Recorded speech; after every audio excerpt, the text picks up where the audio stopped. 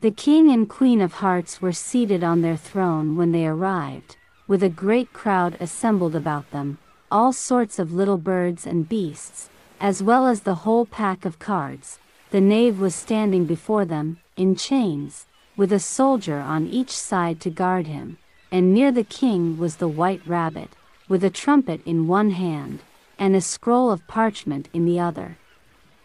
In the very middle of the court was a table, with a large dish of tarts upon it. They looked so good, that it made Alice quite hungry to look at them. I wish they'd get the trial done, she thought, and hand round the refreshments.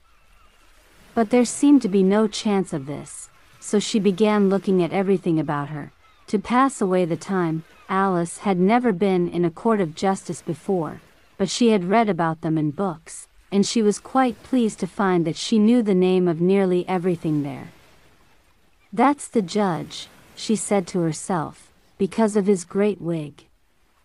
The judge, by the way, was the king, and as he wore his crown over the wig, look at the frontispiece if you want to see how he did it, he did not look at all comfortable, and it was certainly not becoming. "And that's the jury box," thought Alice, "and those 12 creatures," she was obliged to say, creatures, you see, because some of them were animals, and some were birds. "I suppose they are the jurors." She said this last word 2 or 3 times over to herself, being rather proud of it, for she thought, and rightly too, that very few little girls of her age knew the meaning of it at all. However, jurymen would have done just as well. The 12 jurors were all writing very busily on slates. "What are they doing?" Alice whispered to the griffin. "They can't have anything to put down yet, before the trial's begun." "They're putting down their names," the griffin whispered in reply, for fear they should forget them before the end of the trial. "Stupid things!"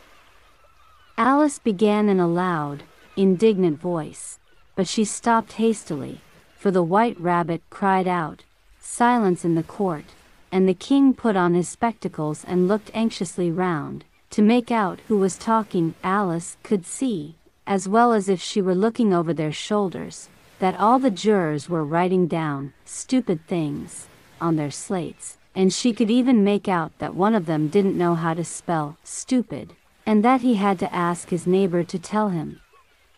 "A nice muddle their slates'll be in before the trial's over," thought Alice. One of the jurors had a pencil that squeaked.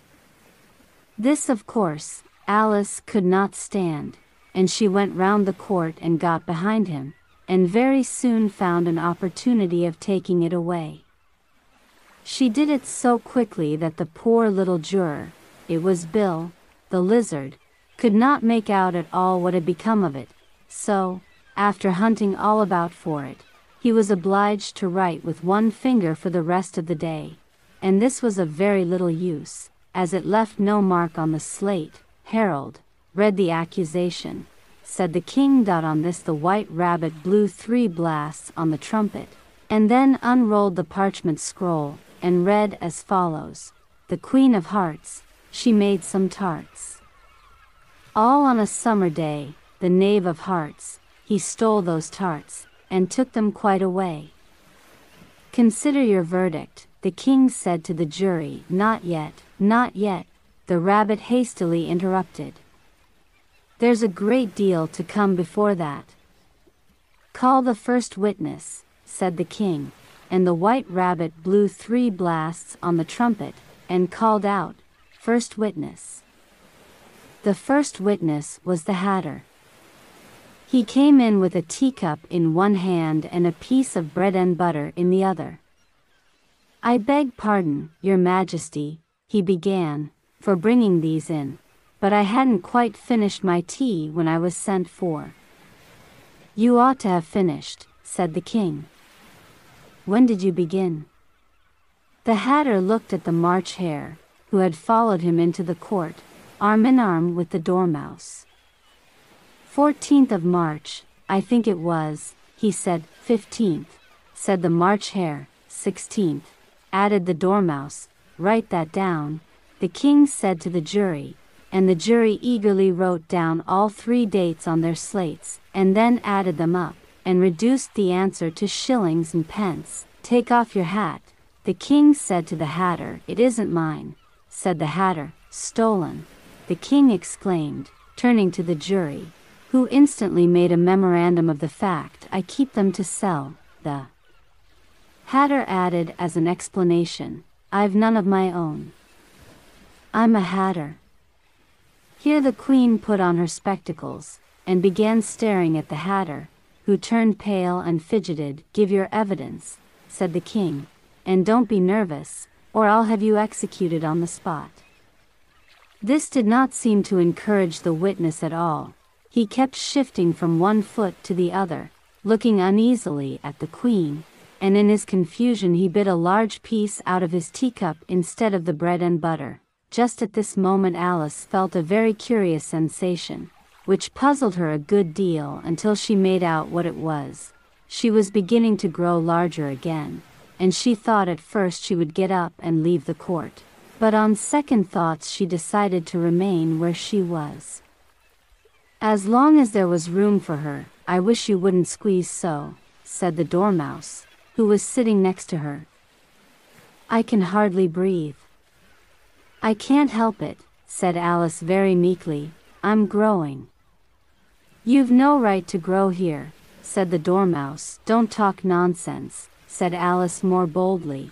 "You know you're growing too." "Yes, but I grow at a reasonable pace," said the dormouse. "Not in that ridiculous fashion." And he got up very sulkily and crossed over to the other side of the court. All this time the queen had never left off staring at the hatter, and, just as the dormouse crossed the court, she said to one of the officers of the court, "Bring me the list of the singers in the last concert," on which the wretched hatter trembled so that he shook both his shoes off. "Give your evidence," the king repeated angrily, "or I'll have you executed, whether you're nervous or not." "I'm a poor man, your majesty," the hatter began, in a trembling voice, "and I hadn't begun my tea, not above a week or so, and what with the bread and butter getting so thin, and the twinkling of the tea." "The twinkling of the what?" said the king. "It began with the tea," the hatter replied. "Of course twinkling begins with a T," said the king sharply. "Do you take me for a dunce? Go on." "I'm a poor man," the hatter went on, "and most things twinkled after that, only the March Hare said." "I didn't," the March Hare interrupted in a great hurry. "You did," said the hatter. "I deny it," said the March Hare. "He denies it," said the king. "Leave out that part." "Well, at any rate," the dormouse said, the hatter went on, looking anxiously round to see if he would deny it too, but the dormouse denied nothing, being fast asleep. "After that," continued the hatter, "I cut some more bread and butter." "But what did the dormouse say?" one of the jury asked. "That I can't remember," said the hatter. "You must remember," remarked the king, "or I'll have you executed." The miserable hatter dropped his teacup and bread and butter, and went down on one knee. "I'm a poor man, your majesty," he began. "You're a very poor speaker," said the king. Here one of the guinea pigs cheered, and was immediately suppressed by the officers of the court.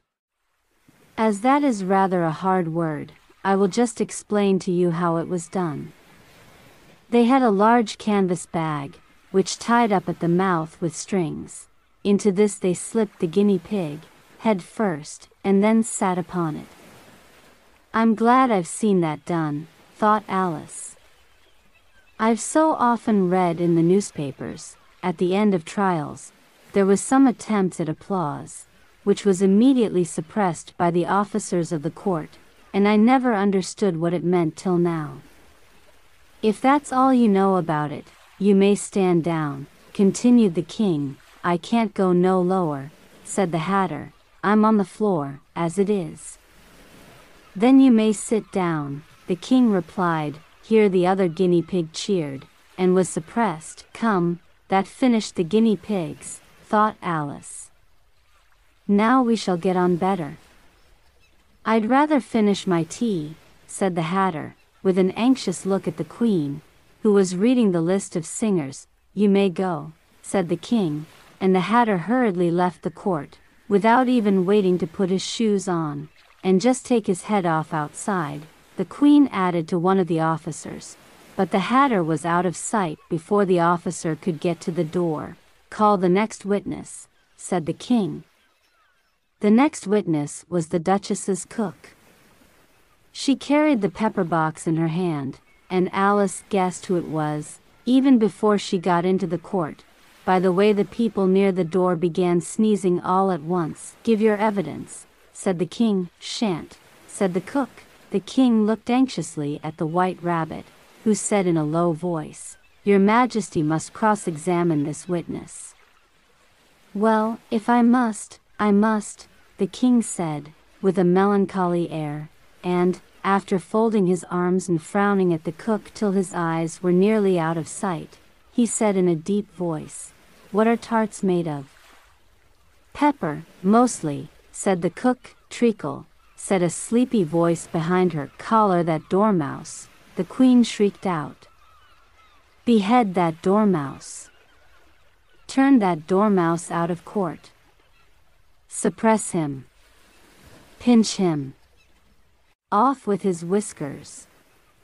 For some minutes the whole court was in confusion, getting the dormouse turned out, and, by the time they had settled down again, the cook had disappeared. "Never mind," said the King, with an air of great relief. "Call the next witness." And he added in an undertone to the Queen, "Really, my dear, you must cross-examine the next witness. It quite makes my forehead ache." Alice watched the White Rabbit as he fumbled over the list, feeling very curious to see what the next witness would be like, "for they haven't got much evidence yet," she said to herself. Imagine her surprise when the White Rabbit read out, at the top of his shrill little voice, the name Alice.